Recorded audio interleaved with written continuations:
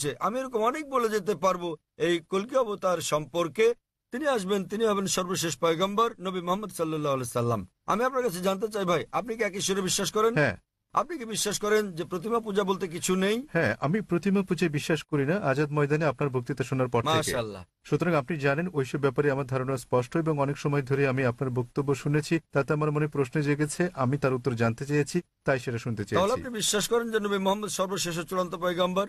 হ্যাঁ, আমি লা ইলাহা ইল্লাল্লাহু মুহাম্মাদুর রাসূলুল্লাহ বিশ্বাস করি। মাশাআল্লাহ, হ্যাঁ, মাশাআল্লাহ, আমার ধারণা অনেক স্পষ্ট, এবং মাশাআল্লাহ। আল্লাহ আপনাকে পুরস্কৃত করুন। আমি আপনাকে ধন্যবাদ জানাই অন্তর থেকে।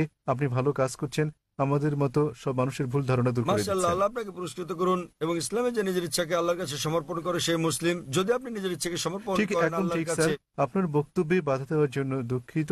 তবে যখন লোকেরা আমাকে প্রশ্ন করে কি আপনার ধর্ম কি, এবং আপনি জানেন আমি গুজরাটি ভাষায় কথা বলি, যখন তারা আমায় জিজ্ঞেস করে আমার ধর্ম কি, যখন আমি আপনার বক্তব্য শুনলাম, আপনি জানেন মুসলমানের সংজ্ঞা হচ্ছে যে ব্যক্তি আল্লাহ সুবহানাহু ওয়া তাআলার কাছে আত্মসমর্পণ করে, এবং সেই কারণে আমি তাদেরকে বলি আপনি জানেন আমি একজন মুসলমান। শুনে তারা আল্লাহ আপনাকে দুঃখ পায় পুরস্কার বলে দান মনে করুন। হয়।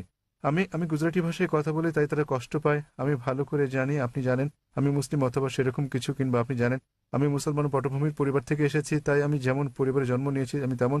তথাপি আমি জানি কোনটি ঠিক, এবং আমি অধ্যয়ন করছি, এবং আমি আপনাকে বলছি আমি যা জানি ক্ষুদ্র পরিসরে তা প্রচার করি যতটা আমি পারি।